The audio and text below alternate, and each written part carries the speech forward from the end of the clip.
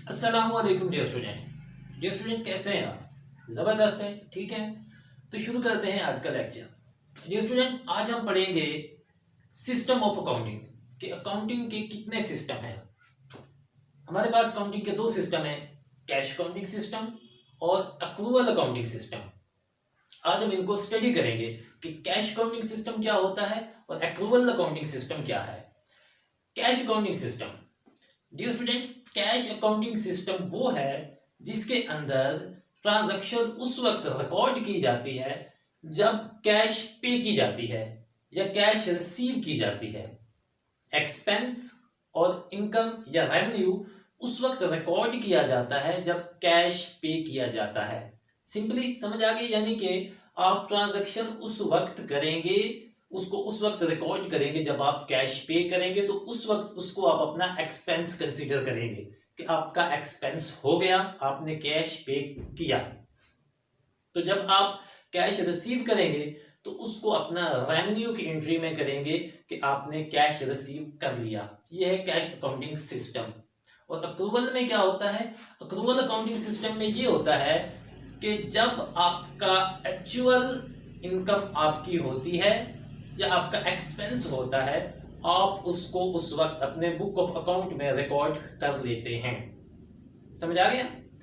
Cash accounting system क्या है कि उस वक्त ट्रांजैक्शन करेंगे जब कैश पे करेंगे, उसको उस वक्त आप अपना एक्सपेंस कंसीडर करेंगे या अपना रेवेन्यू उस वक्त लेंगे, उसको रेवेन्यू की एंट्री तब डालेंगे जब आप कैश रिसीव करेंगे। और अप्रूवल में क्या होता है? जब हकीकत में एक्सपेंस हो जाता है, ठीक है, या जब इनकम होती है तो उस वक्त आप उसको अपना बुक ऑफ अकाउंट में लिख लेते हैं। आपको थोड़ा सा डिटेल के साथ यूँ समझाऊंगा। जो तनख्वाहें हम देते हैं 2-3 तारीख को जाके, वो क्या करते हैं कि हम 30 को ही उसकी ट्रांजैक्शन डाल देते हैं अकाउंट में, क्योंकि सर्विसेज हमने ले ली, उनसे हमने काम ले लिया, पूरा महीना खत्म हो गया, हमारा एक्सपेंस हो गया, तो हम उसको बुक ऑफ अकाउंट में एक्सपेंस की एंट्री डाल देंगे। अगर हमने किसी से सर्विसेज ली हैं हम वो उसकी एंट्री डाल देंगे।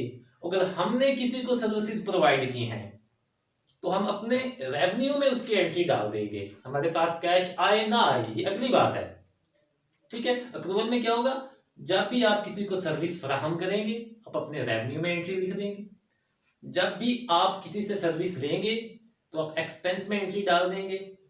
आपके बिजली के बिल हैं, आपने अभी तक पे नहीं किए, लेकिन आप ड्यू डेट की एंट्री डाल देंगे कि आपके पास बिल है, आपकी तनख्वाहें हैं, आपने ये पे करनी है, आपने कोई और सर्विसेज खरीदी है, उसकी एंट्री आप डाल देंगे।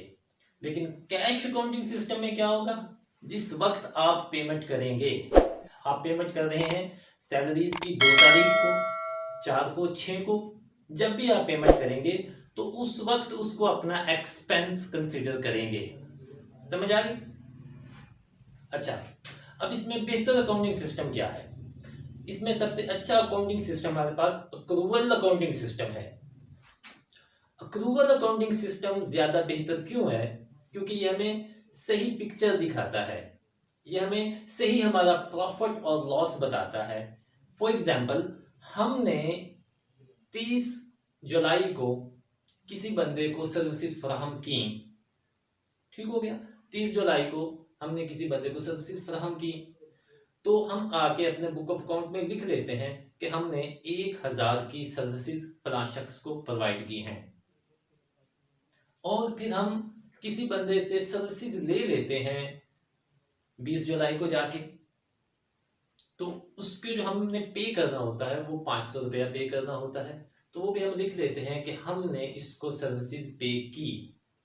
अब एंड ऑफ द मंथ क्या करेंगे कि अभी तक हमारे पास कैश नहीं आया, हमने सर्विसेज फराहम की हैं, हमने सर्विसेज ली हैं, अभी हमारे पास कैश नहीं आया, महीना क्लोज हो गया है। तो महीना जब क्लोज होगा तो उस वक्त अगर हम देखना चाहेंगे कि हमने एक महीने में क्या कमाया, तो हमें पता चल जाएगा हमने 1000 की सर्विसेज फराहम की, हमने 500 की सर्विसेज ली, तो 500 रुपया हमें प्रॉफिट हो गया। लेकिन कैश अकाउंटिंग सिस्टम में क्या होगा? आपने ट्रांजैक्शन ही नहीं की होगी, क्योंकि आप ट्रांजैक्शन तब करेंगे जब आप कैश रिसीव करेंगे या कैश पे करेंगे। सो ज्यादा कॉम्प्रिहेंसिव सिस्टम हमारे पास अक्टूबर